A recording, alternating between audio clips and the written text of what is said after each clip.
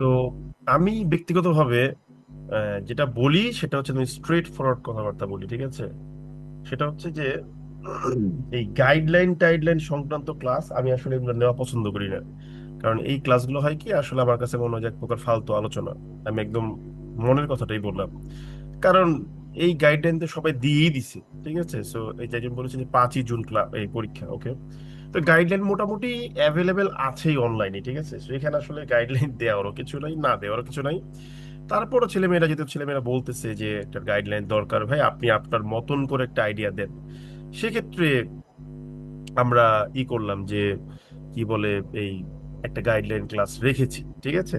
So আমরা একটু আলোচনা করি, চলেন দেখি পারি কিনা। তো বর্তমানে যে এসওর যে সিলেবাস, হুম, বর্তমান এসও, আমাকে কি সবাই ক্লিয়ারলি শুনতে পাচ্ছেন? জি দাদা। ওকে, দাদা, থ্যাংক ইউ। আপনার মাইক থেকে সম্ভবত কোনো শব্দ আসছে। মাইকটা একদম ফুল সাউন্ডে দেওয়া আছে, এবং এটা হচ্ছে যে কি বলে যে একদম 100% দেওয়া আছে, ঠিক আছে? ক্লিয়ারলি ওকে, শোনা যাচ্ছে দাদা। আচ্ছা। কারণ আমার এখান থেকে যদি প্রবলেম হয় তাহলে কেউই শুনতে পারবেন না। আর যদি অনেকেই বলে শুনতে পারছি, অনেকেই বলে শুনতে পারছি না, এর মানে যারা শুনতে পারছেন না ওটা ওনাদের ডিভাইস থেকে প্রবলেম করতে পারে, ঠিক আছে? এই বিষয়টা একটু খেয়াল করবেন দয়া করে। তো আমরা একটু এসও সিলেবাসটাকে একটু চিন্তা করি, ঠিক আছে?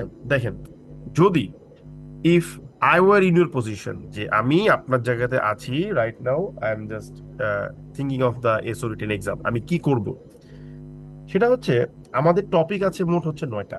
মানে 9টা ভিন্ন ভিন্ন টপিকে আমাদের পরীক্ষা হবে। তার মধ্যে কি আছে দেখেন, তার মধ্যে একটা হচ্ছে, একটু দাঁড়ান, মনে রাখবেন সব সময় একটা জিনিস, যে যে কোনো প্রিপারেশনের আগে একটা ক্লিয়ার ইমেজ থাকতে হবে যে আমি কি করতে যাচ্ছি আর কি দিতে যাচ্ছি, ঠিক আছে? কত সমস্যা। রেকর্ডিং অন দেখাচ্ছে। হ্যাঁ দাদা। জি দাদা। ওকে, থ্যাংক ইউ। তো এখন দেখেন, নাম্বার 1, আমাদের যে 9টা টপিক দেওয়া আছে, সেই 9টা টপিকের মধ্যে একদম স্পেসিফিক ভাবে আমাদেরকে দুইটা কি দেওয়া আছে, আমাদেরকে দেওয়া আছে হচ্ছে দুইটা ফোকাস রাইটিং, ঠিক আছে? একদম স্পেসিফিক ভাবে দুইটা ফোকাস রাইটিং, একটা হচ্ছে বেঙ্গলি ফোকাস রাইটিং বা বাংলা ফোকাস রাইটিং, ঠিক আছে? বাংলা ফোকাস রাইটিং, ওকে। আর একটা হচ্ছে ইংলিশ ফোকাস রাইটিং। হ্যাঁ, একটা জিনিস দেখেন আমি আপনাকে বলি, সেটা হচ্ছে যে অনেকেই এক্সাম হলে গিয়ে যে ভুলটা করবে সেটা হচ্ছে আপনার খেয়ে হারায় ফেলবেন। আমি জানি এই রিটেনার দেওয়ার পর এই কমপ্লেনটা একদম 100% আসবেই আসবে, যে ভাই পরীক্ষার হলে গিয়ে এত জিনিস আমরা লিখতে পারি নাই, ঠিক আছে? সো আপনি পরীক্ষা হলে প্রশ্ন পাওয়ার সঙ্গে সঙ্গে মাথায় ফিক্সড করে নেবেন, টু বি স্পেসিফিক পরীক্ষা হলে যাওয়ার আগেই ফিক্সড করে নেবেন যে কম লিখবো, আমার বেশি লিখার দরকার নাই। আমরা যখন পরীক্ষা দিই আর্টস ফ্যাকাল্টির আন্ডারে বাংলাদেশ ব্যাংকের অফিসার জেনারেল, 2021 ব্যাচে আমি ছিলাম, সেই এক্সামে এত লেখা ছিল that we got several candidates যারা কিনা ফাইনালি সিলেক্টেড হয়েছিল, অনেকেই পুরো প্রশ্নটা টাচ করতে পারে নাই। এই যে একটা প্রবলেম, এই প্রবলেমটা যেন না পড়তে হয়, আপনি সবকিছুই টাচ করবেন, কম কম করে টাচ করবেন। কিন্তু কেন করবেন আমি সেটা একটু বলি। ধরেন আপনাকে আমি আহ এক দুইটা প্রশ্ন দিলাম, ঠিক আছে? দুইটা প্রশ্নের মধ্যে একটাতে মার্ক হচ্ছে 50 আর একটাতে মার্ক হচ্ছে 50, সো আউট অফ 100 আপনার এক্সামটা হচ্ছে। তো আপনি একটা মার্ক 50 একদম সুন্দর করে লিখে পরীক্ষার হল শেষ করে ফেললেন, পরীক্ষার টাইম শেষ। তাহলে টিচার কিন্তু আপনাকে ওই 50-এর মধ্যেই মার্কিং করবে। দেয়ারফোর যতই মার্কিং করুক না কেন, আপনাকে 50-এর বেশি দিতে পারবে না। কিন্তু যদি আপনি দুইটাই কম কম করে লিখেন, তাহলে কিন্তু পসিবিলিটি থাকবে যে দুইটাতে একটা মোটামুটি মানে মার্ক পেলেও দুইটা মিলিয়ে আগের একটার চাইতে বেশি মার্ক পেয়ে যাবেন। আমি কি ব্যাপারটা বুঝতে পেরেছি আপনাদেরকে? জি দাদা। সো পরীক্ষা হলে টার্গেট রাখবেন, সবকিছুই টাচ করবেন ঠান্ডা মাথায় কম কম করে, সো দ্যাট টিচারের মার্ক দেওয়ার জায়গা থাকে। আপনি লিখেছেন ভালো কিন্তু সব অ্যান্সার করেন নাই, না করেও চান্স পেতে পারেন, কোনো সমস্যা নেই, কিন্তু আমি এই রিস্ক নেওয়াটা পছন্দ করি না, ঠিক আছে? সো এই জিনিসটা দয়া করে আমরা মাথায় রাখবো। একদম ফ্রাঙ্কলি স্পিকিং, আপনারা কে কত বেশ লিখবেন আমি সেটা জানি না। এখনকার যে সিলেবাস যদি আমি ধরে নেই যে একটা বাংলা ফোকাস আসবে, একটা ইংলিশ ফোকাস আসবে, এবং 6 নম্বর অংশ যেটা আমাদের যে অ্যানালিটিক্যাল রিজনিং প্লাস হচ্ছে critical thinking plus argumentative writing, ওই জায়গাতে যদি আমি ধরে নিই যে আমাকে আরেকটা রাইটিং ফেস করতে হবে, তার দ্যাট মিন্স কি আমার এখানে কম করে হলো 3টা রাইটিং আমার শেষ করতে হবে। জাস্ট থিঙ্ক অ্যাবাউট ইট, 3টা রাইটিং। সো 3টা রাইটিং কিন্তু ভাই এক্সাম হলে লেখা 4টা খানি কথা না, it's an difficult question for you, ঠিক আছে আমার মনে হয়। ওকে, এবং কতটা ডিফিকাল্ট যে এই 3টা ফোকাস রাইটিং লিখতে গিয়ে আপনি হয়তো সময় পাবেন সর্বোচ্চ 45 মিনিট, এর বেশি পাবেন না আপনি। Because you have to answer mathematics, you have to answer translation, you have to answer Bangla grammar, you have to answer English grammar, so there are so many things. মনে রাখবেন, যদি আপনি 3টা রাইটিং পেয়ে থাকেন, যে একটা হচ্ছে কি বলে যে আপনার হচ্ছে যে দাঁড়ান, একটা দাদা একটা কাইন্ডলি সবাই মিউট করে দেন। হ্যাঁ দাঁড়ান দিচ্ছি। তো একটা হচ্ছে গিয়ে কি, একটা হচ্ছে গিয়ে আপনার topic based, sorry argument based writing, একটা হচ্ছে ফোকাস রাইটিং, একটা হচ্ছে বাংলা ফোকাস, একটা ইংলিশ ফোকাস। তো যেহেতু মোট 3টা টপিক, সো আমি আমি যদি আপনার জায়গায় হতাম, একদম ফ্রাঙ্কলি স্পিকিং বলছি, একদম মিথ্যা কথা বলার কিছু নাই, আমি এই 3টার জন্য সর্বোচ্চ 7 পেজ লিখতাম, মাত্র 7 পেজ। মানে বাংলাটা লিখতাম ধরেন যে মোরলেস মানে 2 পেজ লিখতাম, হ্যাঁ। ইংলিশটা লিখতাম হচ্ছে গিয়ে এটাও 2 পেজ। আর আর্গুমেন্ট রাইটিংটা হয়তো আমার 2.5 পেজ লাগতো, কারণ এটা একটা ফরম্যাট বেসড রাইটিং, সরাসরি মুখস্থ লিখতাম, ঠিক আছে। তো এই 6.5 পেজের বেশি আমার না লিখার কোনো প্রয়োজন নাই, একদম অনেস্টলি স্পিকিং কোনো প্রয়োজন নেই আমার লিখার। এইটুকুই আমি লিখবো, ঠিক আছে। এখন আমি একটা জিনিস বলি আপনাকে, আপনাদের কি প্রিভিয়াস লেকচার গুলো দিয়ে দেওয়া হয়েছে? সো আপনি ওখান থেকে সবকিছু ডাউনলোড করে নিতে পারতেছেন। ডাউনলোড করতে পারি না, দয়া করে এই কথাগুলো আমার সাথে বলবেন না, ঠিক আছে। আপনার কাজ হচ্ছে, আমি একটু বলে দিই কি করবেন। বাংলা ফোকাস রাইটিং আসলে তেমন কোনো ক্লাস আমার কাছে নাই, because I never right Bangla focus writing in my class. এটা আপনারাই লিখবেন, এটা কোনো তেমন কঠিন কিছু না, ঠিক আছে। কারণ বাংলাতে তো লিখতে পারি, তবে কথার শুদ্ধতা, প্রেজেন্টেশন স্কিল, এই বিষয়গুলো ম্যাটার করে, এই বিষয়গুলো না নাই।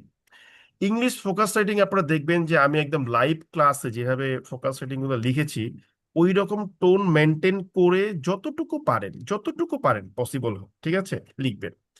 আর আর্গুমেন্টের জন্য একজন বলছেন যে 1 পেজ দেওয়া হয়, যদি 1 পেজ দেওয়া হয় তাহলে 1 পেজের মধ্যেই লিখবেন, সেক্ষেত্রে আপনি আরো ছোট করে জিনিসটাকে প্রিসাইজ করবেন বা একটু কনসাইজ করে ফেলবেন। সো এই 3টা জিনিস প্রিভিয়াস ক্লাস থেকে দেখে নিবেন দয়া করে। Frankly speaking, argument topic based writing এর জন্য একেবারে সিলেক্টেড একটা ফরম্যাট দেওয়া আছে, সেই ফরম্যাটে you will get no more than 15 sentences.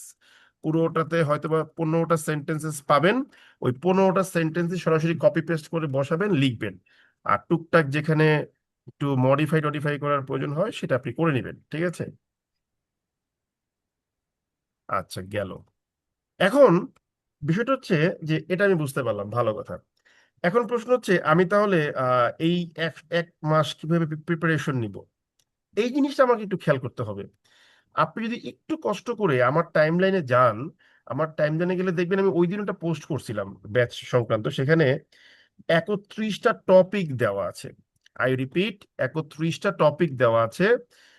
আমি আপনাদের জন্য একটা কাজ করি, একটু দাঁড়ান, আমি এটাকে একটু বের করি, ঠিক আছে। আমার ওই ইটা, ওই 31টা টপিকের লিস্টটা বের করি। এবং আপনারা যে কাজটা করবেন, একটু দাঁড়ান, হ্যাঁ আমি একটু দাঁড়ান। 31টা টপিক বের করছি। আসলে এই ক্লাসগুলো নিতে আমার খুব পেইনফুল লাগে, মনে হয় যে এতগুলো ছেলে মেয়ে সময় নষ্ট করছি। কিন্তু আপনারা খালি বারবার বলেন যে ভাইয়া একটু নেন, ভাইয়া একটু আলোচনা করেন, তাই আলোচনা করছেন, কিছু না। একটু দাঁড়ান, আমি দেখছি, হ্যাঁ? সময় দেবো।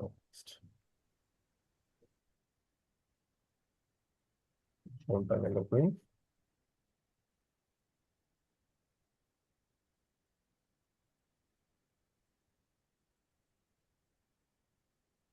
একটু দাঁড়ান, বিরক্ত হয়েন না।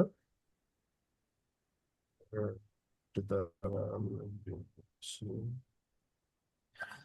আমার টাইম লাইনে গেলে আপনি দেখবেন যে আমি গত হচ্ছে কয় তারিখ হবে, এটা হবে হ্যাঁ, কোথায় যেন দিলাম, এই তো পাচ্ছি। না না, একটু ভাই সময় নষ্ট করছি, রাগ করেন না, হ্যাঁ। হ্যাঁ, 2 দিন আগে আমি একটা পোস্ট শেয়ার করছিলাম, দেখবেন যে একটা ই সহ, এই যে কি বলে, একটা হরমুজ প্রণালী গ্রাফ সহ। ওই গ্রাফটাতে মোট 21টা টপিক, সরি 31টা টপিক দেওয়া আছে।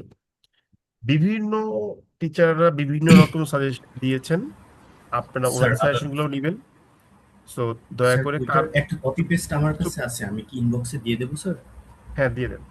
তো বিভিন্ন টিচাররা, থ্যাংক ইউ, বিভিন্ন টিচাররা বিভিন্ন রকম টপিক দিয়েছেন, আমিও দিয়েছি। দেখবেন মোটামুটি মোরলেস সবারই সেম। আপনাদের যে কাজটা করতে হবে, যেহেতু 1 মাস সময় আছে, তো আমার একটা প্ল্যান আছে যে আমি চেষ্টা করবো যত দ্রুত সম্ভবই প্রত্যেকটা টপিক কভার করে একটা করে ইনফোগ্রাফ তৈরি করে দেওয়ার জন্য। আপনারাও ট্রাই করেন। এই টপিকগুলোকে সেন্টার করে শুধুমাত্র নিউমেরিক্যাল ডেটা মুখস্থ করেন, এর বাইরে কিছু মুখস্থ করার দরকার নাই। এটা আমার একটা আর্নেস্ট রিকোয়েস্ট। ফোকাস রিডিং মুখস্থ করবেন না, কোনো টেমপ্লেটও মুখস্থ করার দরকার নেই, শুধুমাত্র ডেটা মুখস্থ করে যাবেন। এবং আরেকটা বিষয় বলি আপনাকে, যে এই ডেটা মুখস্থ করতে গিয়ে আবার পাগল হয়ে যাবেন না যে এত ডেটা আমি কিভাবে পড়বো। যেমন আমার ওই টপিকের লিস্টে 21 নম্বর টপিকটাকে আমি বের করেছিলাম। টপিকটা ছিল নন পারফর্মিং লোন। ঠিক আছে, একটা সিম্পল জিনিস বলি, ধরেন আপনি নন পারফর্মিং লোন নিয়েই পড়তেছেন। এখন আসলে এই নন পারফর্মিং লোনের ভালো করে দেখেন, ভালো করে বুঝে নেন যে নন পারফর্মিং লোনের আমি আসলে কত ডেটা মুখস্থ করবো। এত ডেটা মুখস্থ করতে তো পাগল হয়ে যাবো আমি পরে, ঠিক না? তো আমি ওটা এটা মুখস্থ করবো না। কারণ আমি যদি ভাই নন পারফর্মিং লোন প্রত্যেকটা টপিকের উপর 10টা করে নিউমেরিক্যাল ডেটা মুখস্থ করতে যাই, তাতেও তো ভাই 310টা নিউমেরিক্যাল ডেটা হয়ে যায়। এত ডেটা কি মুখস্থ রাখা যায় নাকি? যতটা সম্ভব কম মুখস্থ করবো, বেশি মুখস্থ করবো না। তো ধরেন নন পারফর্মিং লোন নিয়ে আপনি কি পড়বেন? আপনি simply current amount of current amount of এনপিএলসটা মুখস্থ রাখলেন, এটা একটা তথ্য হতে পারে, আবার খুব দরকারি লাগবে, একদম লেটেস্ট আপডেটটা মনে রাখবেন উইথ রেফারেন্স ইফ পসিবল। তারপর হচ্ছে লাস্ট 5 ইয়ারের একটা গ্রাফ মনে রাখতে পারেন, ঠিক আছে? যে আচ্ছা দেখি একটা গ্রাফ যদি বাই চান্স পরীক্ষা হলে সুযোগ পাই দিয়ে ফেলবো। হ্যাঁ, আচ্ছা এটা একটা গেল। তারপর নন পারফর্মিং লোনের আপনি কি মনে রাখবেন? এরপর মনে রাখবেন নন পারফর্মিং লোনের ইস্যুর কারণে বর্তমানে যে কয়েকটা ব্যাংক খুবই ফ্রাজাইল কন্ডিশনে চলে আসছে, সেগুলোর নাম এবং সংখ্যাটা মনে রাখবেন, ঠিক আছে? ফ্রাজাইল ব্যাংক লিস্ট, যদি এটা আমার বলা উচিত না, being a central bank, sorry for that, আমি এটা ডিসক্লেমার দিয়ে নিচ্ছি। তাহলে আমি কি মুখস্থ করলাম? নন পারফর্মিং লোনের কারেন্ট লেভেলটা কত, বিগত 5 বছরের একটা 5টা ইনফরমেশন মুখস্থ করে নিব, আর বর্তমানে ফ্রাজাইল ব্যাংক কোনগুলো আছে।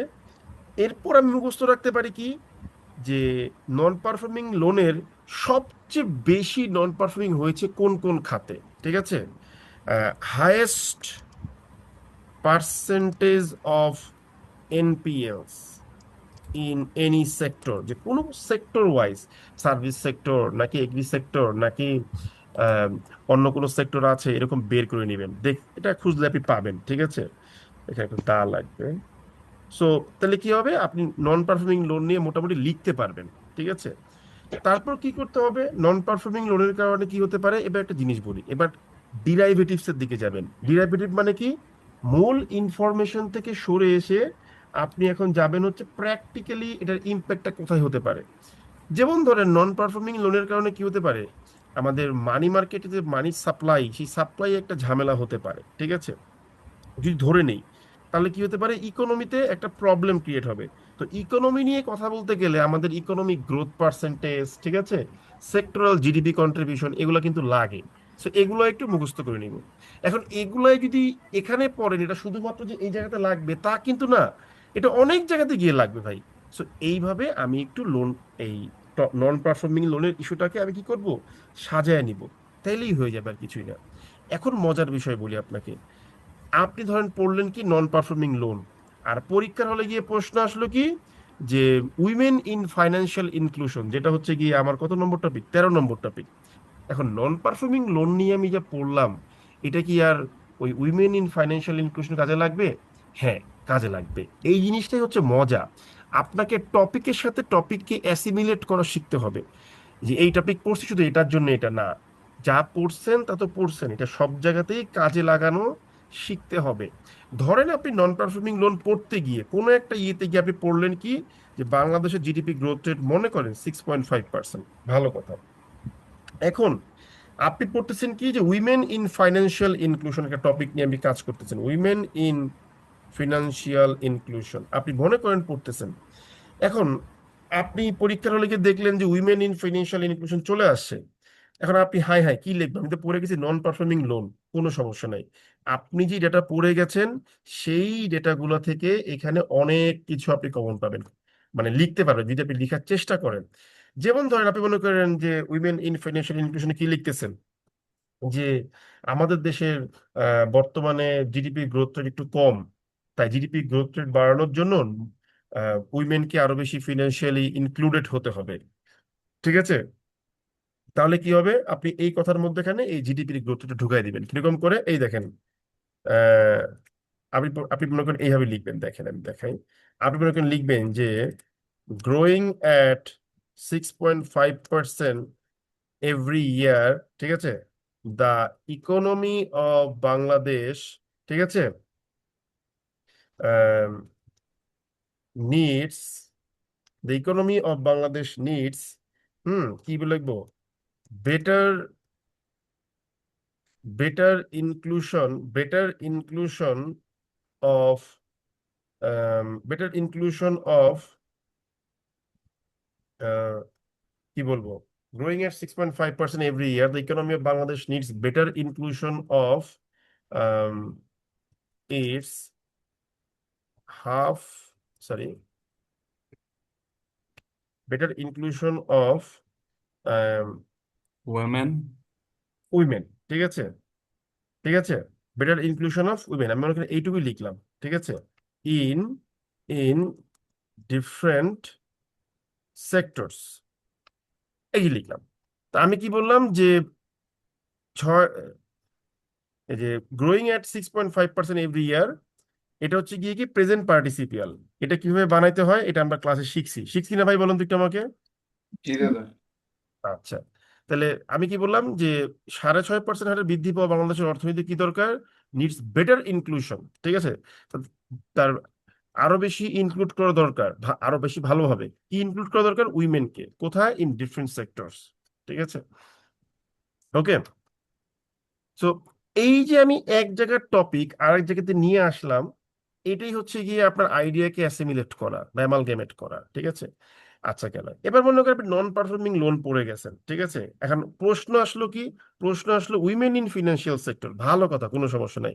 তো আপনি মনে করেন যে নারীকে ফিনান্সিয়াল সেক্টরে ইনক্লুড করলে আসলে কি ভালো হয়, বেনিফিট কি হয়, এখানে লিখতে গিয়ে আপনি মনে করেন যে একটা লাইন নিয়ে আসলেন, কি লাইন নিয়ে আসলেন, যে currently sorry currently the economy of Bangladesh has been enduring an unprecedented growth of NPLs, যে বর্তমানে বাংলাদেশের ইকোনমি কি উইটনেস করতেছে, এনপিএল এর একটা হাই আনপ্রেসিডেন্টেড গ্রোথ, প্রচুর পরিমাণ, ঠিক আছে, ব্র্যাকেট দিয়ে আপনি মনে করেন লিখলেন যে অ্যাবাউট 56%, মনে করেন, ধরে নিচ্ছি, ডাটা মুখস্থ করতে বসি নেই ভাই। এবার আপনি কি লিখলেন, যে আপনি লিখলেন যে however however women has the women নারীদের কি আছে, তাদের হচ্ছে গিয়ে আপনার এই এনপিএল করার ক্ষেত্রে মানে লিস্ট প্রোপেনসিটি কাজ করে, ঠিক আছে। আমি কি লিখবো, যে women led insti women led SME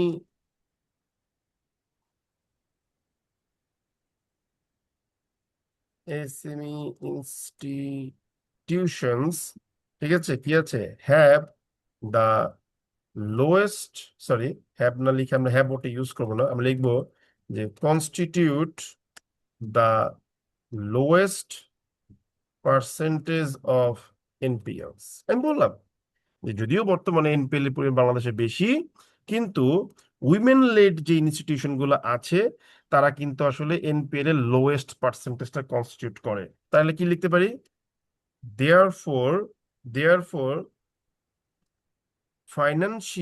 financial inclusion of women, sorry women না লিখে লিখবো কি, অফ দা, আচ্ছা উইমেন লিখলাম, সমস্যা নাই, ফাইন্যান্সিয়াল ইনক্লুশন অফ উইমেন, ঠিক আছে, কি লিখতে পারি? Can contribute significantly to to what, to curtail this omnious percentage. omnious মানে কি? অশুভ। omnious মানে কি? হুম, ক্ষতিকর। omnious percentage হয়ে গেল। তাহলে স্যার খুশি যে ওয়াও, ও তো একটা কনসেপ্টকে অ্যাসিমিলেট করছে। দেখেন আমি একদম ইনস্ট্যান্ট লিখতেছি ভাই, কোন রকম কোনো প্রিপারেশন ছাড়াই লিখতেছি ফর দা মানে মানে in the name of god আমি প্রমিস করলাম জান, ঠিক আছে। সো আমি লিখলাম। তো এই জিনিসটাই হচ্ছে গিয়ে কি আসলে আপনাকে হেল্প করবে এক্সাম হলে লিখার জন্য। সো আপনাকে এই লিখার প্র্যাকটিসটাই আসলে গ্রো করতে হবে, ঠিক আছে। ওকে, এটা যদি করতে পারেন আমার মনে হয় যে আপনাকে আটকানোর মতো আসলে কিছু নাই। আপনার বারবার বলেন না যে ভাই এটা কমন পাইনি, ওইটা কমন পাইনি, এটা পাইনি, সেটা পাইনি, এই জিনিসগুলো কোনো অর্থ হয় না। এখানে মূল বিষয়টা হচ্ছে গিয়ে যে আইডিয়াটাকে আপনাকে অ্যাডজাস্ট করতে হবে, ঠিক আছে। যেমন ধরেন আমার এই টপিকের 16 নম্বর টপিকটা কি ছিল? Artificial intelligence. ভালো করে বুঝেন, দেখেন আমার এই ইতে টপিক ছিল কি? Artificial intelligence. আচ্ছা, এখন ধরেন আর্টিফিশিয়াল, একদম রিসেন্ট একটা টপিক, ঠিক আছে। তো এই যে একটা রিসেন্ট একটা টপিক, আপনি মনে করেন আর্টিফিশিয়াল ইন্টেলিজেন্স নিয়ে লিখতে যাচ্ছেন, ঠিক আছে, কিন্তু পরীক্ষার হলে পড়ে গেছেন কি? পরীক্ষা হলে পড়ে গেছেন এনপিএল।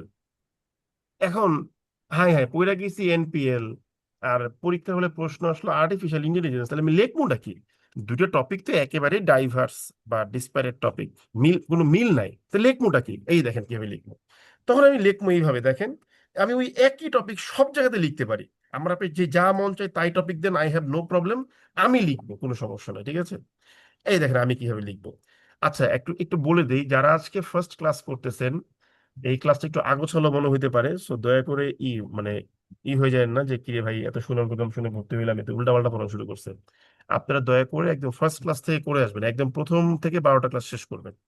তো দেখেন, তো আর্টিফিশিয়াল ইন্টেলিজেন্স থেকে প্রশ্ন আসছে। এখন আমি পড়ে গেছি নন পারফর্মিং লোন, তো লিখবোটা কি? এই যে দেখেন আমি কি লিখবো, দেখেন মনে করেন আর্টিফিশিয়াল ইন্টেলিজেন্স লিখতে গিয়ে কোন একটা প্যারাতে গিয়ে আমি আর্টিফিশিয়াল ইন্টেলিজেন্সের বেনিফিট লিখতেছি। বেনিফিট কি লিখতে পারি? যে ভাই ব্যাংকিং সেক্টরে আর্টিফিশিয়াল ইন্টেলিজেন্স ইউজ করলে কি হতে পারে, কোন কাস্টমার ডিফল্ট করতে পারবে, আর কোন কাস্টমারের রেট মানে লোন রিকভারির রেট ভালো হবে, সেটা সহজে বুঝতে পারে, যা কি করতে পারে এনপিএল সিগনিফিকেন্টলি ডিক্লাইন করার জন্য হেল্প করতে পারে, যেটা কিনা কারেন্টলি হচ্ছে এত পার্সেন্ট, ঠিক আছে। তাহলে আমি এটা লিখে ফেলি। আমরা কি লিখতে পারি? এই দেখেন আমি মনে করে লিখলাম যে in the following, hmm, several, কি বলে, সেভারেল অ্যাডভান্টেজেস লিখবো না, সবাই লিখবে several merits of AI have been mentioned, লিখলাম। আচ্ছা, মনে করেন আমি এর উপকার লিখতেছি, আমি নম্বর 1 দিয়ে কি লিখবো? আমি নম্বর 1 দিয়ে লিখবো যে currently currently NPLs in banking sector, banking sector কি হচ্ছে, এনপিএল কি করতেছে, has been has been rising at an accelerated rate, ঠিক আছে। ইফ এআই ইজ অ্যাপ্লাইড, যদি AI apply, sorry, if AI is applied লিখবো না, কারণ আমরা তো ইফ যুক্ত ক্লসের রিডাকশন শিখেছি। ইফ অ্যাপ্লাইড যদি প্রয়োগ করা হয়, AI can help can help financial institutions, ঠিক আছে। এআই হেল্প করতে পারে কাদেরকে? ফিনান্সিয়াল ইনস্টিটিউশনস কি করতে? ফাইন্ড, কি কি ফাইন্ড করতে, সরি, ডিটারমাইন করতে, determine the possibility of a loan recovery based on previous records of the consumer, ঠিক আছে, of the borrowers। শেষ হয়ে গেল। এই যখন লিখতেছেন এই যে অ্যাক্সেলারেটেড রেট লিখছেন না, এখানে লিখে দিলেন যে কারেন্টলি কত পার্সেন্ট, 56%। শেষ। আপনি যাই পড়েন না কেন, ঘুরাইয়া পেঁচাইয়া সেই ছোট্টবেলার গল্প, কুমিরের ল্যাজ কি ছিল বলেন তো দেখি? টাকা টাকা টাকা খাস কাটা হ্যাঁ, খাস কাটা খাস ওই কাটা। খাস কাটার গল্পটাই এখানে আমরা প্রয়োগ করব। বুঝতে পারছেন কি বলছে এবার? হ্যালো, জি ভাইয়া। বুঝতে হ্যাঁ পারছি। দাদা। তার মানে আমাদের টার্গেটটা হবে যে দুনিয়া উল্টায় গেলেও এই খাঁজ কাটার গল্প থেকে কিন্তু আমাদের সরে আসা যাবে না, ঠিক আছে? আপনি আমাকে টপিক যাই দেন, আই হ্যাভ নো প্রবলেম, ঠিক আছে? আহ, আমার এটা হচ্ছে যে আপনার এই কি বলা হয় যে আমি যাই দেন না কেন আমি লিখতে পারবো। এখন আমাকে যদি প্রশ্ন আছে, মনে করেন যে এই যে কি বলে যে দক্ষিণ কঙ্গোতে এখন মনে হয় ইবোলার আউটব্রেক হয়েছে, ওইখানে এনপিএল এর সাথে কি কানেকশন, সেটা পসিবল না আমি জানি, এবং এই ধরনের টপিক আপনার কখনো আসবেও না। সো বি কেয়ারফুল, ঠিক আছে? সো এই জিনিসগুলো আপনি খুব সুন্দর করে বুঝে বুঝে বুঝে বুঝে চেতক একা ঘুরতেছে কেন, সো এই জিনিসগুলোকে একা বুঝে বুঝে আপনি কি করবেন, সলভ করবেন। এবং এটার জন্যই আপনার যা লাগবে সেটা হচ্ছে reading habit. You have to enhance and elevate your habit of reading, এবং do make sure that you maintain a group, যে গ্রুপটাতে এই সকল টপিক নিয়ে আলোচনা করা হয়। এটা ইট রিয়েলি ওয়ার্কস যে একটা গ্রুপ মেনটেন করা, where you are discussing this topics, ঠিক আছে? আর কিছুই না। তাহলে আমরা এইটুকু জিনিস বুঝতে পারলাম। Am I right or wrong? Tell me. জি দাদা। দাদা, এটার প্রেজেন্টেশন গুলো নিয়ে কি পরে আরো ব্রিফলি ক্লাস নেওয়া হবে? আহ, লাইক আপু। আমরা যখন ফোকাস সেটিং এ ক্লাস নিব তখনই করব, ঠিক আছে? জি দাদা। তা আর্গুমেন্ট রাইটিং নিয়ে কি মানে রিটেন কি এই ব্যাচে ক্লাস হবে? অবশ্যই হবে। দাদা, one last thing. Bangla focus writing এর সময় দাদা মানে মার্কস কিরকম ভ্যারি করে, লাইক ভাই, প্রেজেন্টেশন? মার্কস কিরকম ভ্যারি করে এটা কোনো প্রশ্ন হলো? আপনি যদি ভালো লেখেন ভালো পাবেন। আপনারা কেন ধরে নেন যে 2 লাইন দেখে একটা অ্যাভারেজ মার্ক দিয়ে দেয়? If you do believe this, যারা যারা বলেন, so all of you guys are living in fools paradise, প্রত্যেকটা লাইন পড়া হয়, ঠিক আছে? এটা দাদা আপনার ওই এখানে শুনেছি ভার্সিটির যে পরীক্ষা খাতা না, ঠিক আছে? স্যার অনুযায়ী নাকি মার্কস তাই ভ্যারি করে, কোনো এই স্যার টপিক নাকি গুলো বাদ দেন, এই ফালতু কোশ্চেন গুলো বাদ দেন, ঠিক আছে? মার্কস কিরকম ভ্যারি করে এই সেই হাবি জাবি কোন কালি দিয়ে লিখবো বাদ দেন, জরুরি আলাপে আসেন। যা বলছি বুঝতে পারছেন? হ্যালো, বুঝতে পারছি। জি দাদা। Thank you. ওই মার্কস কেমন ভ্যারি করে নিয়ে এই সকল প্রশ্নের অ্যান্সার আছে, দাদা, পড়বেন ইয়া ক্লাস। ইয়া আর্গুমেন্ট রাইটিং এর ফরম্যাটটা কি ফিচার পোস্টে আছে? মানে আমি ওটাকে দেখলাম, অবশ্যই আছে, পাচ্ছি না। আমি বলেছি না সবকিছু দেওয়া আছে, সবকিছু দেওয়া আছে, দেখেন পাবেন, ঠিক আছে? ফোকাস ফোল্ডারও গেলাম, ওকে, ওখানে নাই। তাহলে আমরা যেটা বুঝলাম সেটা হচ্ছে গিয়ে কি, সেটা হচ্ছে গিয়ে যে টপিক আমি, যেমন আমি 31টা টপিক দিয়েছি, ওকে ফাইন, সুমন ভাই দিয়েছে, কিন্তু এটাই পড়তে হবে এরকম কোনো নিয়ম নাই। আপনি আপনার মতো গুছিয়ে নেন যে আচ্ছা আমি এইভাবে পড়বো ওইভাবে পড়বো। প্রিপারেশনটা হচ্ছে আপনার। আপনি একটা বল মনে করেন ইয়র্কার আসতেছে, নো প্রবলেম। আপনি যদি একজন ওপেনার ব্যাটসম্যান হয়ে থাকেন, definitely you will go for defensive mood, যে না আমি ডিফেন্সিভলি জাস্ট ডিফেন্স করব। কিন্তু আপনার 1 বলে 6 রান দরকার, আপনি তখন লাস্ট উইকেটের ব্যাটসম্যান হলেও ওটা 6 মারারই চেষ্টা করবেন। So strategy depends on the situation. So in which situation you are now playing, এটা আপনাকে ডিফাইন করতে হবে, ঠিক আছে? সো এই জিনিসটা মাথায় রাখবেন দয়া করে, যে আমি কোন সিচুয়েশনে কি করছি, ওটার উপর আপনাকে লয়ালটি রাখতে হবে যে yes what I am doing is true, because you are receiving guidelines from many teachers, আমি জানি। So you have to apply them very wisely. কোনো রকম কাউকে অন্ধবিশ্বাস করবেন না, আবার বিশ্বাসই করি না সেটাও করবেন না। আইডিয়া নিবেন, নিজে আইডিয়াগুলোকে অ্যামালগেমেট করবেন, ঠিক আছে? সো এইটা একটা বিষয় গেল। আর একটা বিষয় বলি, এই ফোকাস রাইটিং নিয়ে বলতে গেলে সেটা বলতেই হয়, সেটা হচ্ছে গিয়ে কি জানেন, সেটা হচ্ছে ওয়ার্ড চয়েস। এই জিনিসটা খুবই খুবই খুবই আমার মনে হয় দরকারি। কারণ কি, কারণটা হচ্ছে যে আপনার এই যে প্রায় কত মার্ক, কি বলে যে 20 মার্ক আসবে বাংলা থেকে ইংলিশে ট্রান্সলেট করার জন্য। ছেলেমেয়েরা দেখবেন যে এখানে একদম একটা হযবরল অবস্থায় পড়ে যায়। যদিও একটা জিনিস ভালো যে ব্যাংকের ট্রান্সলেশনে সচরাচর কোনো উদ্ভট অনুবাদ দেয় না। ইন দ্যাট কেস আমি বলি যে বিসিএস এর ট্রান্সলেশনটা ডিফিকাল্ট হয়, ঠিক আছে? আসলে কোশ্চেন প্যাটার্ন গুলো এইভাবে হয় যে এক একটা প্রশ্নের এক একটা প্যাটার্ন ভিন্ন হয়, ঠিক আছে? এবং ডিফিকাল্টি লেভেল গুলো খুব ভিন্ন ভিন্ন ভাবে অ্যারেঞ্জ করা হয়। তো যেটা বলছিলাম যে আপনাকে যেমন ফোকাস রাইটিং এর ডেটা কালেকশনটাও বলা হয়েছে যে ভাই তুমি তোমার মতো গুছায় নিবা, আমিও গুছিয়ে দিব, আমার মতো করে দিব, এই মাসের মধ্যে দিয়ে দেব, কিন্তু আপনাকেও গুছাতে হবে। একইভাবে এই ওয়ার্ড চয়েসটাও আপনি গুছিয়ে নেবেন। যেই 30 থেকে 40 টপিক আপনি পড়তেছেন, এই টপিক গুলোর সাথে ওয়ার্ড মিলাই নেবেন। ধরেন আপনি পড়তেছেন কি, আপনি মনে করেন পড়তেছেন হচ্ছে, ধরেন আর্টিফিশিয়াল ইন্টেলিজেন্স, আর্টিফিশিয়াল ইন্টেলিজেন্স। এখন ধরেন এই আর্টিফিশিয়াল, আমার মাথা ব্যথা করতেছে, আমি একটু অসুস্থ আসলে।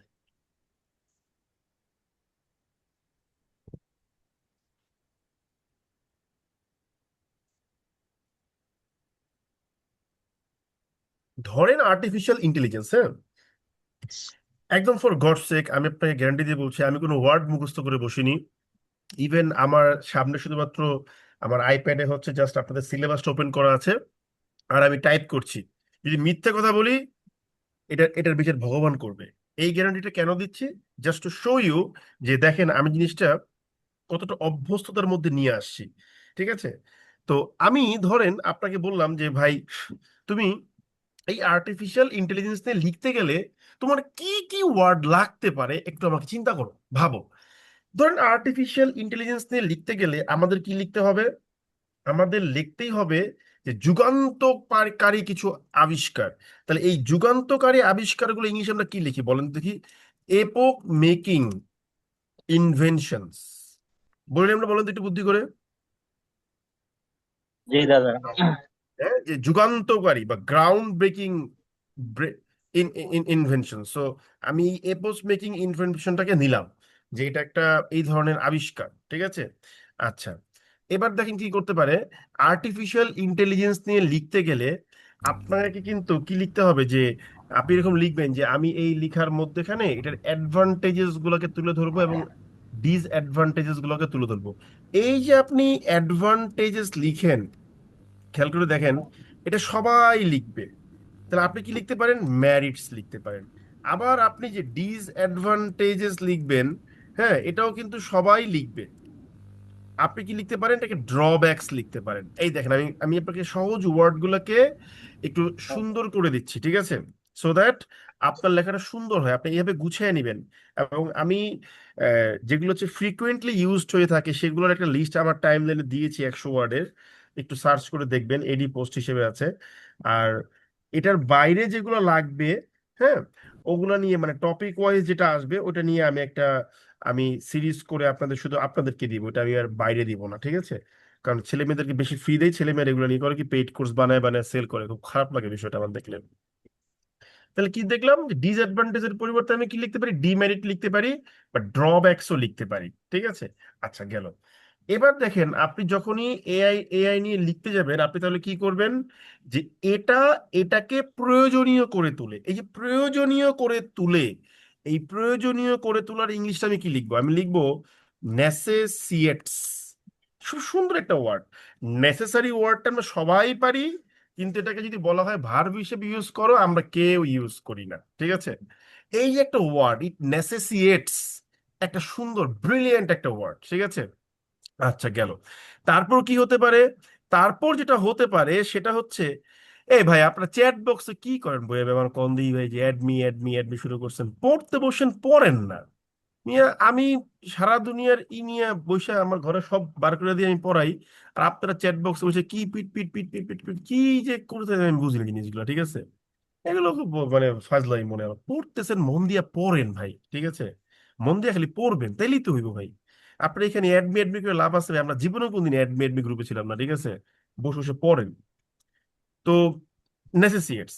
এবার দেখবেন যে আমরা প্রায় টাইমই লিখতে গেলে একটা ওয়ার্ড ইউজ করি কজ, এটা ঘটছে এটার কারণে। এই কজের জায়গাতে আমরা কি লিখবো জানেন? Attribute two.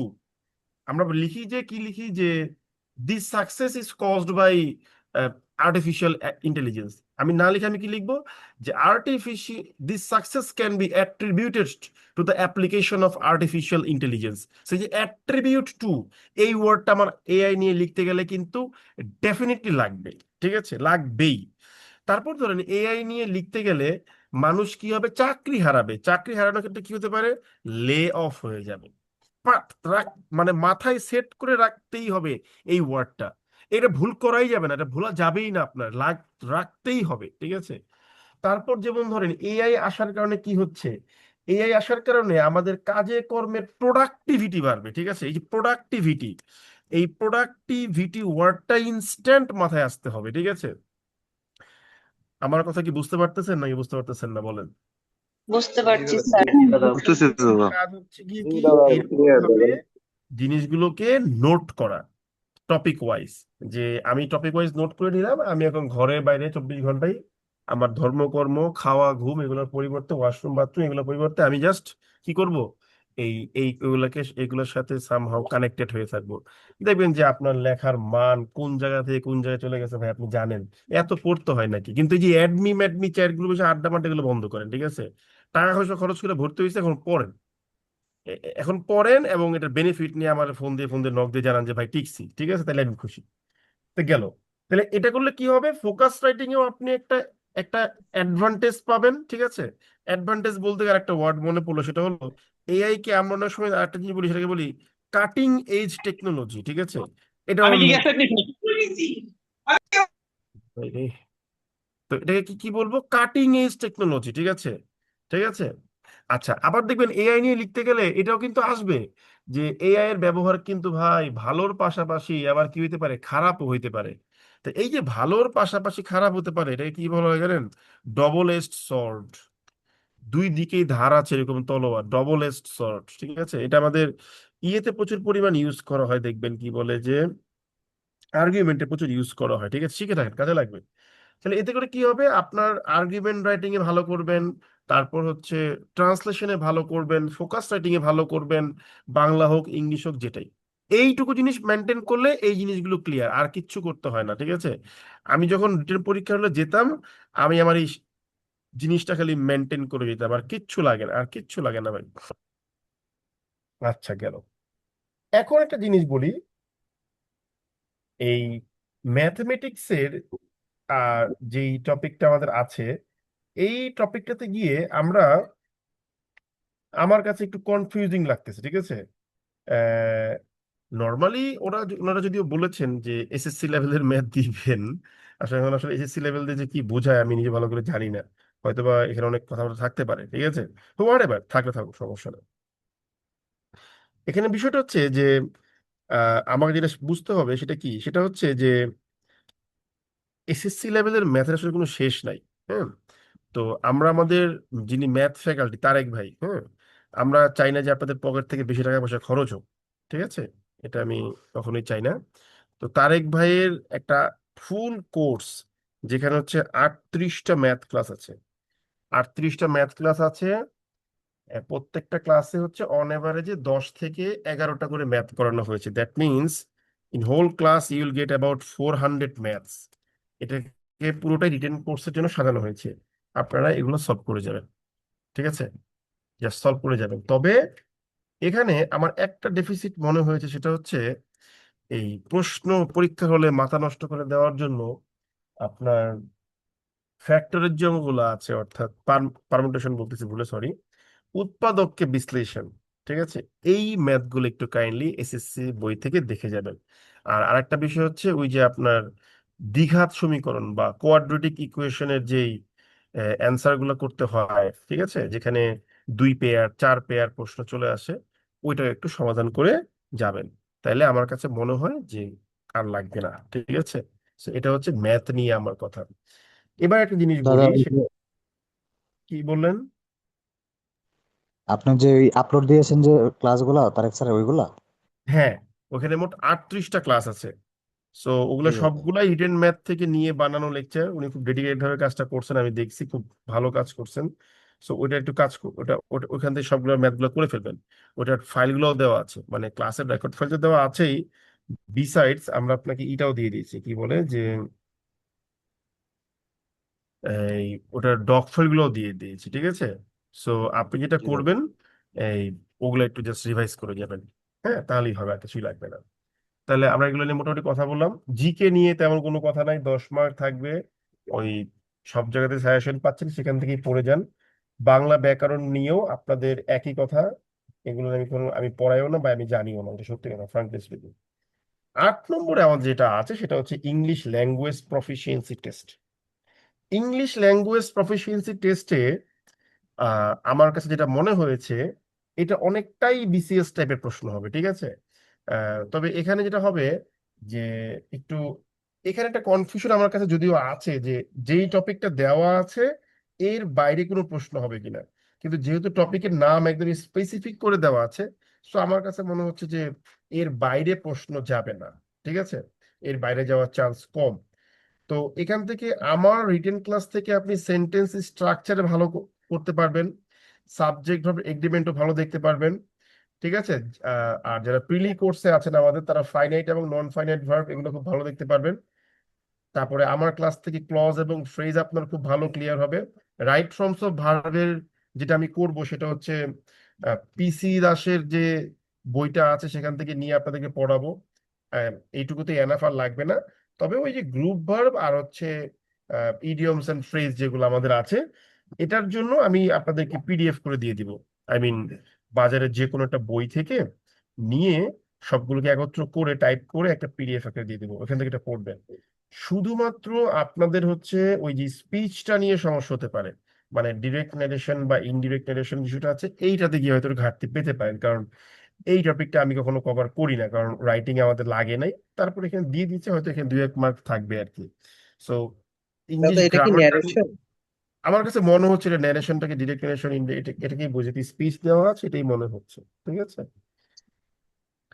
এরপরে আরেকটা জিনিস বলি, সেটা হচ্ছে যে অ্যানালিটিক্যাল রিজনিং, ক্রিটিক্যাল থিঙ্কিং, আর একটা হচ্ছে আর্গুমেন্ট রাইটিং। এই জায়গাটা একটা ঝামেলা হয়ে গেছে।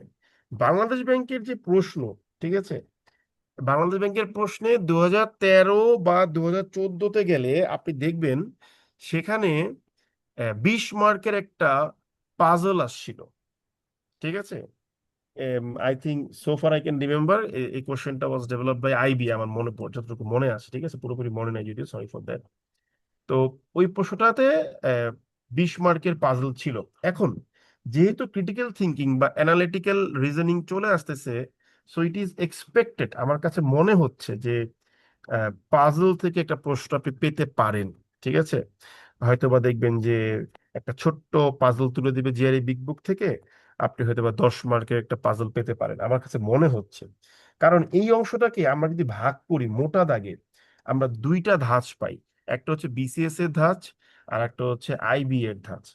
তবে এই 2টা ধাঁচের বাইরে গিয়ে আবার আরো একটা ধাঁচ আছে, সেটা হচ্ছে গিয়ে কি, আপনার ওই যে ডিফেন্সের যে পরীক্ষা হয় না, ওনাদের একটা স্পেসিফিক ফরম্যাট কিন্তু আছে, ক্রিটিক্যাল থিঙ্কিং এর একটা ইস্যুস আছে, ঠিক আছে। এখন ওই ধরনের প্রশ্ন আমার মনে হয় না যে দিবে।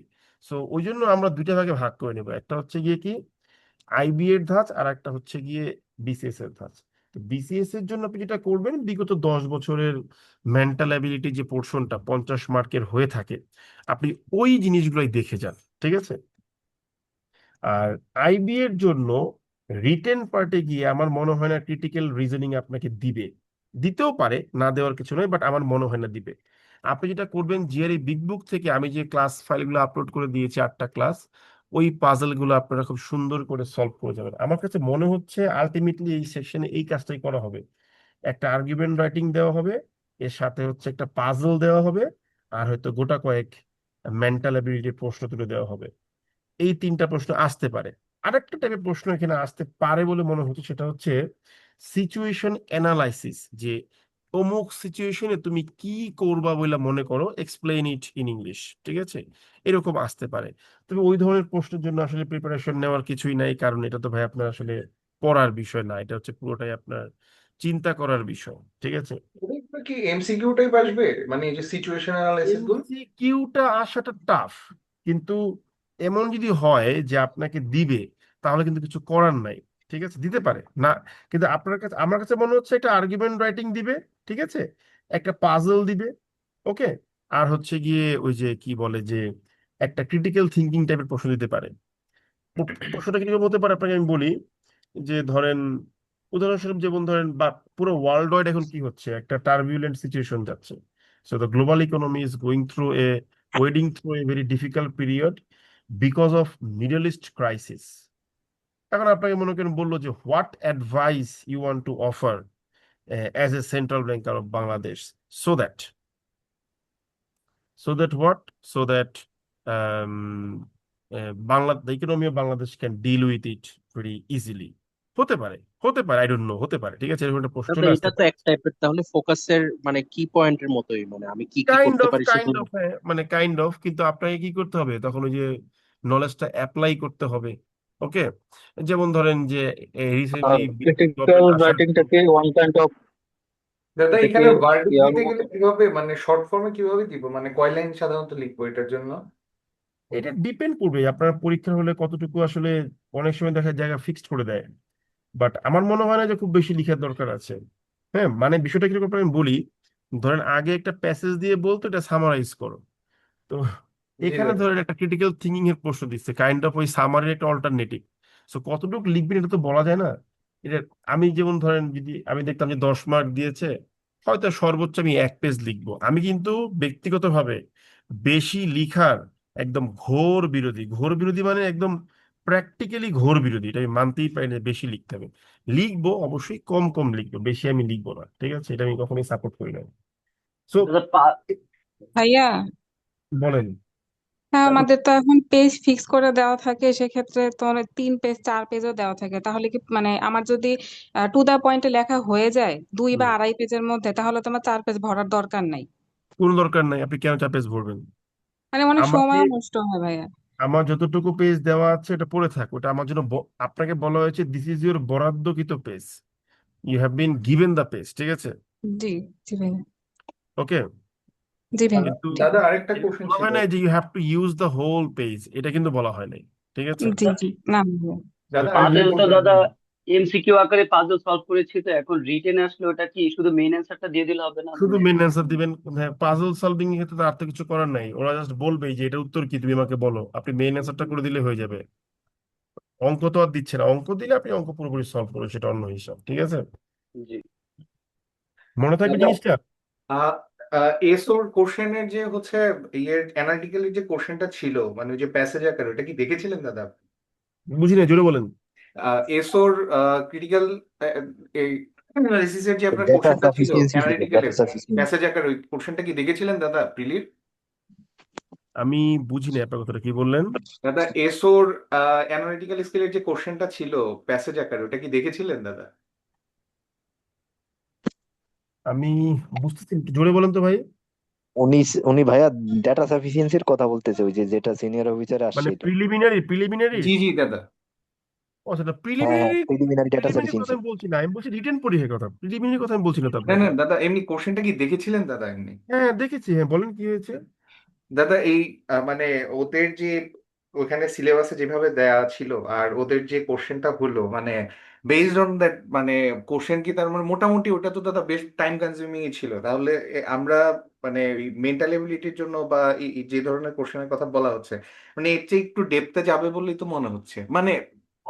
দেখেন এখানে একটা জিনিস বলি, এসোর যে পরীক্ষার প্রশ্নটা হয়েছে ডেটা সাফিসিয়েন্সি দেখে অনেক ছেলে মেয়ে একদম মানে মানে ঘাবড়ে গিয়েছে যে এটা আসলে কিভাবে হবে, ঠিক আছে। জি জি দাদা। ডেটা সাফিসিয়েন্সির একটা ইন্টারেস্টিং বিষয় হচ্ছে কি কি জানেন, আপনারা অনেকেই পরীক্ষা হলে এই ভুলটা করছেন আমি জানি, যদি এটা নিয়ে ক্লাস নেই, এটা একদম, এই ভুলটা আমার মনে হয় একটা ম্যাক্সিমাম পার্সেন্টেজ অফ ছেলে মেয়ে করছেন। সেই ভুলটা কি? সেই ভুলটা হচ্ছে, আপনাকে যখন বলা হচ্ছে, ভালো করে বোঝার চেষ্টা করেন, আপনাকে যখন বলা হচ্ছে যে তোমাকে 2টা অপশন দেওয়া হচ্ছে, যে মনে করেন যে একটা অপশন, ঠিক আছে, মনে করি আমরা জাস্ট যে একটা অপশন, যে অপশনে কিছু একটা বলা আছে, আবার একটা অপশন, অপশনও কিছু বলা আছে। এখন আপনাকে বলতেছে যে নিন এই এবং এর উপর ভিত্তি করে আপনাকে বলতে হবে যে নিচের এটার মান বের করা যাবে কি না। এখন কি প্রশ্ন হচ্ছে, মনে করেন বসলো যে এক্স প্লাস ওয়াই, মনে করেন সমান সমান হচ্ছে গিয়ে কত, 100। এখন আপনাকে বলা হচ্ছে যে এক্স এর মানটা কত, এটা বের করে দাও। এখন একটা ভালো করে ব্যাপারটা বোঝার চেষ্টা করেন, আপনাকে অপশন তে মনে করেন যে ওয়াই এর মান দেওয়া আছে 20, তাহলে আপনি ওয়াই এর মানটা কি করছেন অনেকে জানেন, 20 বসাইছেন, বসে তারপরে যোগ বিয়োগ করে দেখছেন যে এক্স এর মান 80 হয়, তখন বুঝছেন যে অপশন এ ইজ সাফিসিয়েন্ট। এটা বুঝতে পারছেন না? জি জি মানে ডাটা অপশন সাফিসিয়েন্ট যে কে কোশ্চেনটা এইভাবে তো সলভ করতে হয় নাকি? বুঝতে পারছেন তো বিষয়টা নাকি? জি জি জি দাদা জি জি। এটা বুঝতে পারছেন, ভালো। এখন আমি একটা জিনিস বলি আপনাকে, আমি যদি এটা সহজ করে লিখছি, আপনাকে তো পরীক্ষার হলে বলে নাই যে to solve the whole question. প্রশ্নে বলেছে যে whether the data is sufficient. আপনি যখন দেখলেন যে ওয়াই এর মান দেওয়া আছে, আপনি বুঝে যাচ্ছেন যে ওয়াই এর মান বসালেই এক্স এর মান চলে আসবে, তাহলে আর এক্স এর মান পর্যন্ত বের করতে হবে না, ওই সময় নষ্ট করার দরকার নাই। বের করা যায়, বুঝতে পারছেন তার মানে কি? তার মানে হচ্ছে গিয়ে যে অপশন এ ইজ সাফিসিয়েন্ট, এটা বুঝতে হবে। তো ম্যাক্সিমাম ছেলে মেয়ে ডাটা সাফিসিয়েন্সি প্রশ্ন সলভ করার সময় যে ভুলটা করে সেটা হচ্ছে কি জানেন? সেটা হচ্ছে তারা পুরা কোশ্চেনটাকে সলভ করে। Did you get my point? জি দাদা জি যেমন মনে করেন অপশন বি তে কি বলতেছে, অপশন বি তে মনে করেন বলতেছে যে ওয়াই সমান সমান হচ্ছে ধরেন যে 4x বলা আছে। তো এখন ছেলে মেয়েরা কি করে দেখেন, ছেলে মেয়েরা প্রথমে লেখে, আচ্ছা লিখলাম এক্স প্লাস ওয়াই সমান সমান 100, তারপরে কি লেখে যে এক্স প্লাস ওয়াই মানে হচ্ছে 4x, ঠিক আছে, সমান সমান 100, মানে এইখানে তার পুরো অঙ্কটা করে। তারপর কি লেখে যে 5x সমান সমান 100, তারপর কি এক্স সমান সমান 100/5, তারপর কি এক্স সমান সমান হচ্ছে গিয়ে 20।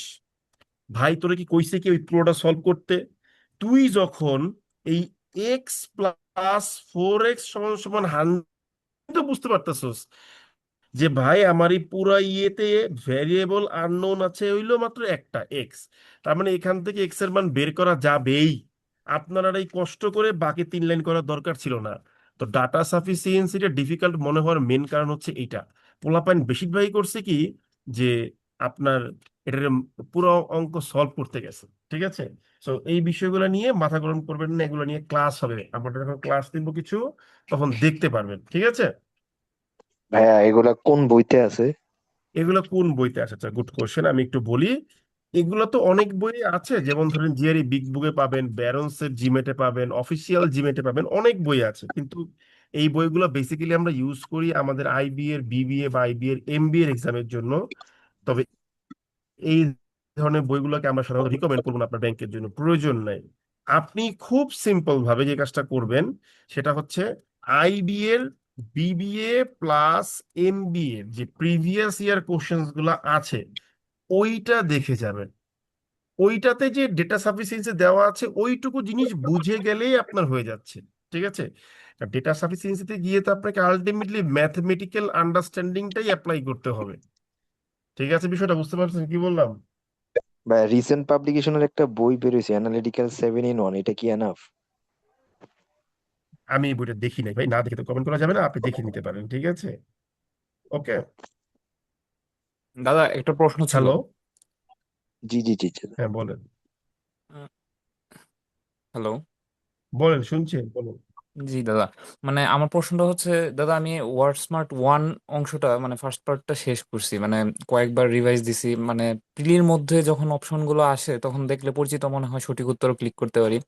কিন্তু যখন মানে মানে রিটেনের অংশের জন্য প্রথমবার মতো এন্টার করতে যাচ্ছি, তো এইগুলা কিভাবে অ্যাপ্লাই করতে পারি ইনস্ট্যান্ট? শুনেন, এই কথাটা আমি আগেও বলছি এখনো বলছি, সেটা হচ্ছে যে ওয়ার্ড স্মার্টের ওয়ার্ড হচ্ছে একরকম, আর রিটেন পার্টে যখন আপনি লিখবেন তার ওয়ার্ড চয়েসটা হচ্ছে আরেক রকম, ঠিক আছে। ওকে।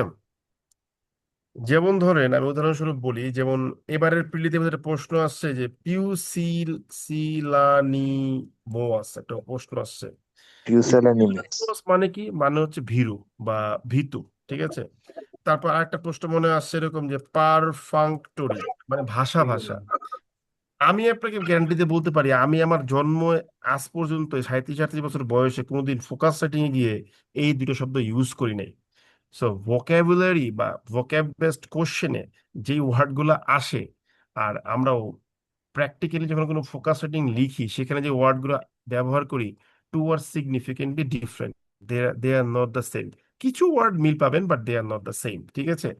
সো ওইটাকে এখানে অ্যাপ্লাই করার প্রয়োজন নাই আমার কাছে মনে হয়। ফোকাস সেটিং এর জন্য বেস্ট ওয়েটা হচ্ছে আপনার যেই টপিক, ওই টপ ওরিয়েন্টেড ওয়ার্ডের সাথে আপনার একটা ফ্রিকুয়েন্ট মিটিং করা, ঠিক আছে।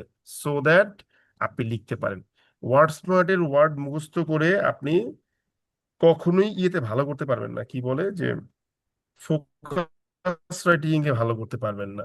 ফোকাস রাইটিং এ ভালো করতে হলে ফোকাস রাইটিং এর সাথে আপনাকে হচ্ছে করতে হবে, কি বলে, এই টপিক গুলো, এই ওয়ার্ড গুলো পড়তে হবে। আমি কি বললাম সেটা কি বুঝতে পারছি না বুঝতে পারি নাই পরে? জি দাদা, বুঝতে পারছি। ধন্যবাদ দাদা। ওকে, ভাই একটা প্রশ্ন ছিল।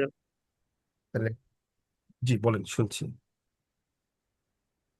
ভাই তাহলে আপনার দৃষ্টিকোণ থেকে অ্যানালিটিক্যাল এবিলিটির জন্য কি এই যে আইবিএ বিবিএ এর যে প্রিভিয়াস কোশ্চেন বুক এটা সাজেস্ট করছেন? অ্যানালিটিক্যাল অ্যাবিলিটির জন্য আমি কিন্তু বারবার একটা ডিসক্লেমার দিয়েছি যে বাংলাদেশের অ্যানালিটিক্যাল অ্যাবিলিটিকে 3 ভাগে ভাগ করা যায়। একটা হচ্ছে আইবিএ, একটা হচ্ছে বিসিএস, আর একটা হচ্ছে কি ওই যে ডিফেন্সের যে পরীক্ষা, আইসিএসবি নাকি যেন পরীক্ষা হয়। তো ওই ধরনের অ্যানালিটিক্যাল অ্যাবিলিটি আসার পসিবিলিটি জিরো আমার মনে হয় না, দিলে দিক, কোনো সমস্যা নাই। এখন যেটা হবে সেটা হচ্ছে যে তাহলে আমাদের মেইন ফোকাস 2টা পার্ট, একটা হচ্ছে আইবি এর, একটা হচ্ছে বিসিএস এর। বিসিএস এর জন্য বিগত 10টা বিসিএস এর মেন্টাল অ্যাবিলিটির প্রশ্নটা দেখে যান, 50টা করে প্রশ্ন, 500 প্রশ্ন পাবেন। আর হচ্ছে আইবি এর গুলো দেখে যান। ঠিক আছে, কোনটা আসবে সাজেস্ট করতে পারবো না, দুইটাই দেখে যেতে হবে। ঠিক আছে, কারণ না, বিসিএস এর কোশ্চেন গুলা সিনিয়র অফিসারের জন্য দেখছিলাম, বাট টোটালি কোশ্চেনটা তো আলাদা, এই জন্য আসলে একটু এই পার্টটা নিয়ে ভয় লাগতেছে, এই জন্য কেন কনফিউশন সিনিয়র থেকে অফিসার থেকে আলাদা কেন বলেন? আপনাকে যে প্রোগ্রেশনের যে ম্যাথ গুলো দেওয়া হয়েছে অ্যানালিটিক্যাল পার্টে, এগুলো কি বিসিএস এ ভাইয়া, আসে না? আসে তো ভাই। ধারাটা তো অ্যাজ ইউজুয়াল কোশ্চেন, যেমন হচ্ছে যে আরো ব্লাড রিলেশন আছে বা বিসিএস, আরো যেগুলো হচ্ছে যে মেইন টপিক থেকে বিসিএস এ নর্মালি কোশ্চেন হয়, ওই টাইপ গুলো ছিল না। তবে প্লাস পয়েন্ট ছিল আপনার কয়েকটা পাজেলের হুম। ক্লাস করছিলাম, যেগুলো ফ্রি ক্লাস দেওয়া ছিল। ওখানে তো তো প্রশ্নই ছিল, প্রশ্নের মার্কই তো হচ্ছে অল্প কয়েকটা, তাই না? শুনেন আপু, ওইখানে তো প্রশ্নের মার্কই হচ্ছে অল্প। তো আপনি সবগুলোই প্র্যাকটিস করবেন। দেখেন এখানে একটা বিষয় হচ্ছে কি যেমন ধরেন ফোকাস রাইটিং এ আপনি তো ডেটা মুখস্থ করতেছেন, বাংলা গ্রামারে গিয়ে হয়তো গ্রামারের রুলস মুখস্থ করতেছেন, কিন্তু অ্যানালিটিক্যাল অ্যাবিলিটিটাই হচ্ছে একমাত্র part where you to memorize anything. আপনাকে কোনো কিছু মেমোরাইজ করতে হবে না, all that you need to do just simply keep practising. So analytical ability পার্টটা আমি মনে করি ব্যক্তিগতভাবে যে আপনার খুব আগ্রহ ভরে সমাধান করা উচিত, বিকজ এটা কিন্তু ব্রেনের একটা খাবারের মতো। এই জিনিসটা মাথায় রেখেন দয়া করে, কি বললাম বুঝতে পারছেন? জি, মানে ম্যাথের মতো এটা রেগুলার প্র্যাকটিসের মধ্যে প্র্যাকটিস রাখতে হবে। করবেন, হ্যাঁ প্র্যাকটিস করবেন। আমি বিগত 10 বছরের বিসিএস এর এমসিকিউ গুলো দেখে যাব মেন্টাল অ্যাবিলিটি পোর্শনের, আর হচ্ছে এখান দিয়ে আমি কি বলে যে আপনার আইবি এর বিগত 5-7 বছর প্রশ্ন দেখে যাবো, তাহলে হয়ে গেল। কারণ মেন্টাল অ্যাবিলিটি প্রশ্ন হচ্ছে এমন একটা প্রশ্ন যেটা হচ্ছে আপনি মানে মুখস্থ করে কোনো কাজে লাগবে না, যতই পড়ে না যান না, তাতে কিছু হবে না। It's all about practice, it's all about practice. ঠিক আছে, এখানে মুখস্থ করার মতো আমার কিছু নাই। So, যতটুকু পারি প্র্যাকটিস করে এবার এগিয়ে যাওয়া। কয়েকটা কোশ্চেন, হ্যাঁ কয়েকটা আইসি কোশ্চেন সলভ করছিলাম।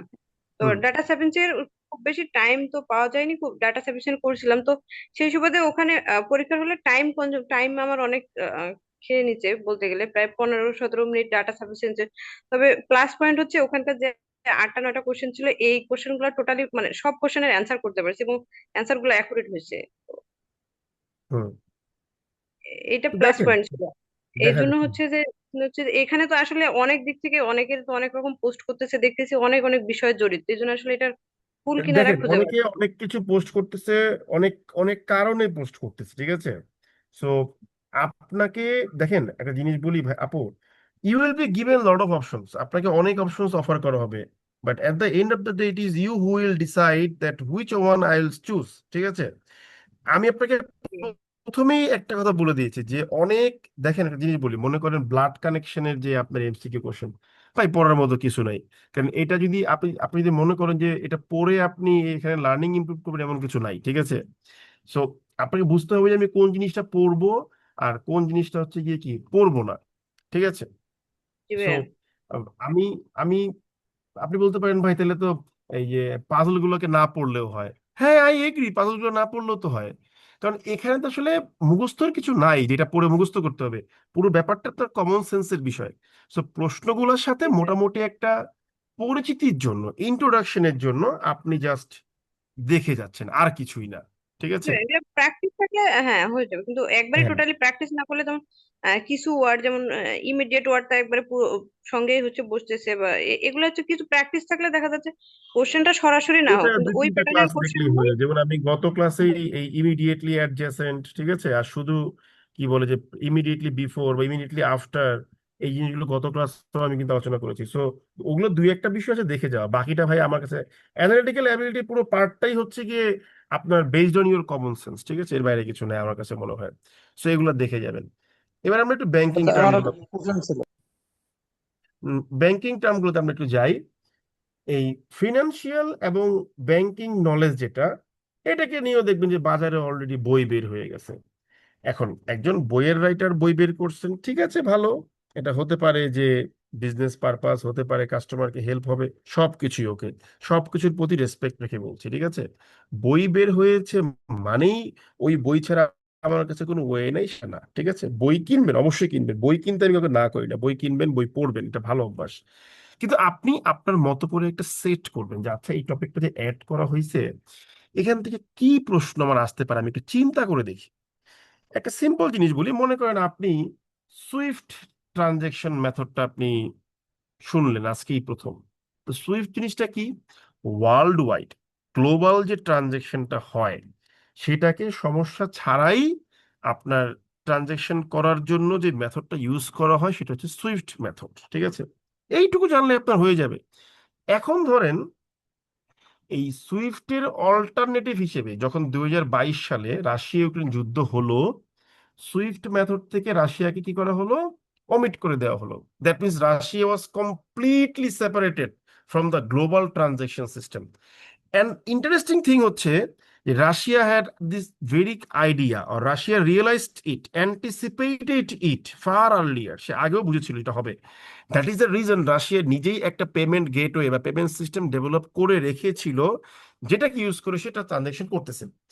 এখন রাশিয়ার যে ট্রানজেকশন সিস্টেম সেইটা আমার আর জানার দরকার হবে না, প্রশ্ন আসলে সুইফট থেকেই আসবে, মাথা গরম করার দরকার নেই। আর ওইটা যদি আসে তাহলে মনে করুন ব্যাড লাক, 99.9% পোলাপাইনি এটা পারবে না। তো প্যারা খাওয়ার কিছু নাই, এই জিনিসগুলো বুঝতে হবে।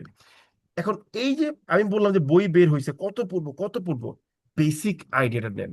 যেমন ধরেন আপনি সেন্ট্রাল ব্যাংকিং এ যাবেন, ভাই আপনাকে তো repo, reverse repo, bank rate, call money rate, ঠিক আছে, তারপর মনে করেন যে পলিসি রেট, ঠিক আছে, ডিসকাউন্টিং রেট, হ্যাঁ, তারপরে ট্রেজারি বিল কি, ট্রেজারি বন্ড কি, হ্যাঁ, এই বিষয়গুলো তো আপনার জানতেই হবে, না জানলে তো হবে না, ঠিক আছে। এই জিনিসগুলো জানতেই হবে যে একটা দেশের এই জিনিসগুলো দিয়ে একদম কোর কনসেপ্ট, যা দিয়ে কি হচ্ছে আপনার পুরো মার্কেট ইকোনমিটাকে, আই মিন পুরো মনিটারি পলিসিটাকে অ্যালাইন করা হচ্ছে।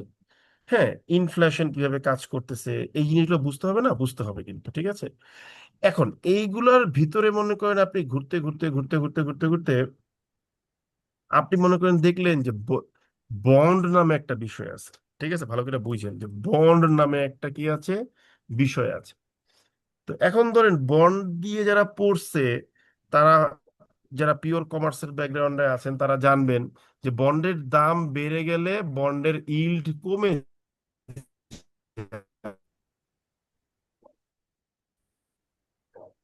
এখন আর পিওর একদম কমার্সের বিবিএম এর পোলাপাইনের কনসেপ্ট, তো আপনার ওটা জানার কোনো প্রয়োজন নাই। আপনি শুধুমাত্র জেনে রাখবেন যে বন্ড জিনিসটা কি।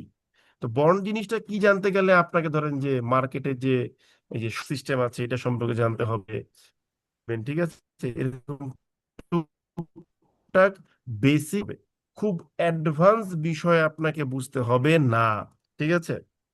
যেমন ধরেন এই যে মানি, মানে MONEY, ঠিক আছে, এই যে মানি বললাম, ঠিক আছে, এই যে মানি M1 to মানে মানির কিন্তু আবার কি আছে, ভাগ আছে, ঠিক আছে। হ্যাঁ, এটা ভেবে বলছি, মানির কিন্তু কি আছে, ভাগ আছে। যেমন আপনি যদি একটু পিওর কমার্সে পড়াশোনা করে থাকেন, আপনি হয়তো মানির নাম শুনবেন, M1 মানি, M2 মানি, ঠিক আছে, M3 মানি, M4 মানি। তো এই জিনিসগুলো আবার কি? এগুলো হচ্ছে গিয়ে বেসিক্যালি আমাদের যেটা করা হয় সেটা হচ্ছে আমাদের সেন্ট্রাল ব্যাংকিং এ যখন নির্ধারণ করতে করা হয় যে মার্কেটে কতটা টাকা আছে, এই টাকার পরিমাণটা আমাকে নির্ধারণ করতে হবে। বিকজ কি, based on the amount of money in circulation, মানে যতটুকু মানি মার্কেটে ঘুরতেছে, এর উপর ভিত্তি করে আমরা ডিফাইন করব, সেন্ট্রাল ব্যাংক ডিফাইন করবে যে আমি কি নতুন করে মানি বা ক্যাশ ইনজেক্ট করব, নাকি মার্কেট থেকে মানি ইনজেক্ট করার পরিবর্তে ঠিক উল্টোটা করে আমি মার্কেট থেকে উইথড্র করব। কারণ কি? কারণ মানি সাপ্লাই বেড়ে গেলে ইট ক্যান কজ ইনফ্লেশন, আবার মানি সাপ্লাই কমে গেলে it can crunch the inflation while it is also somehow bringing some negative or adverse impact on the economy. ঠিক আছে, ইনফ্লেশন কিন্তু ইকোনমির জন্য খারাপ কিছু না, it's a good thing, but point to be noted, it should be limited, it should be contained. একটা নির্দিষ্ট মাত্রার পরে ইনফ্লেশনের হয়ে গেলে হবে না কিন্তু। তাহলে এখন কি হচ্ছে, এই মানি সাপ্লাই নিয়ন্ত্রণ করার জন্য আপনাকে বুঝতে হচ্ছে, বেশ কয়েকটা ধাপে ধাপে বুঝতে হচ্ছে যে কোন লেভেলে কতটুকু মানি সাপ্লাই হচ্ছে। এই তখনই মানিকে ভাগ করা হয়, M1 মানি, M2 মানি, M3 মানি, ঠিক আছে, M4 মানি, এরকম ভাগ করা হয়। যেমন M1 মানিকে অনেক সময় বলা হয়, দেখবেন যে হাইয়েস্ট লিকুইড মানি। M2 কে বলা হয় কি, M2 কে বলা হয় M1 মানিতে যে মানি আছে তার সাথে নিয়ার লিকুইড মানিকে অ্যাড করলে পাওয়া যায় M2 মানি। এখন আমি জানি যে এখানে যারা কমার্সের বাইরে তারা হয়তো ভাবতেছেন যে কি রে ভাই, লোকের কি মাথা ঠিক আছে, কি M1 M2 M3 বলতেছে। এখন সত্যি কথা বলতে গেলে আমার মনে হয় না যে M1 M2 মানে আপনার পরীক্ষার হলে আসবে। তারপরেও বেসিক বিষয়গুলো জানার পরে যেইটুকু জিনিস জানা যায় আপনি সেইটুকু জিনিস অবশ্যই জেনে নিবেন, ঠিক আছে। তবে হ্যাঁ, কিছু বিষয় আছে যেগুলো দেখবেন যে আপনার কি হয় যে কাজে লাগে। যেমন ধরেন ট্রাভেলার্স চেক, এই জিনিসটা কি জানি না ভাই, জানতে হবে। যেমন ধরেন ডিমান্ড ডিপোজিট, এই জিনিসটা কি ভাই আমাকে জানতে হবে, ঠিক আছে।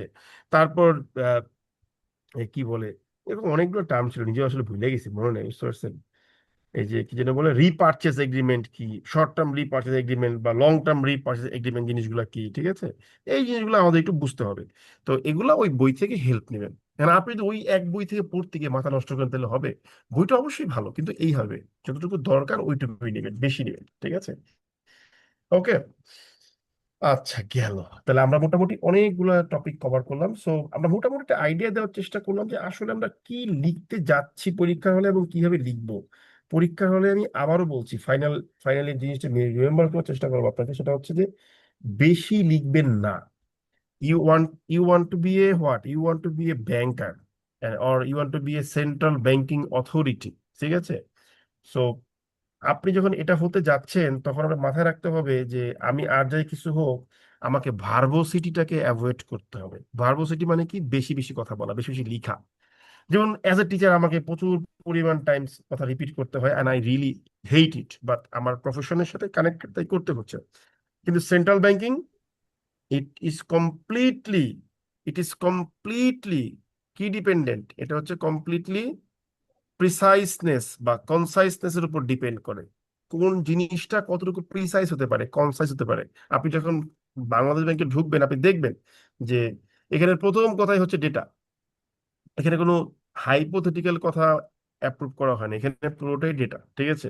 যেমন ধরেন আমাদের প্রতি মান্থ, এটা যদিও একটু এই টাইপের কথা বলা উচিত তারপর বলি, আই থিঙ্ক এটা খুব একটা গোপন ইনফরমেশন না। যেমন আমাদের যে কাজটা করতে হয় সেটা হচ্ছে যে এই কি বলে যে প্রতি মাসে একটা মিটিং হয়। এই মিটিং এ সারা মাস যা ধরে যে সার্কুলার গুলো হয়, যেখানে কত পার্সেন্ট চেঞ্জ হচ্ছে না হচ্ছে এগুলো নিয়ে আলোচনা করতে হয়। পুরোটাই ডেটা ভিত্তিক। সো ডেটাটাই আলটিমেটলি কথা বলে।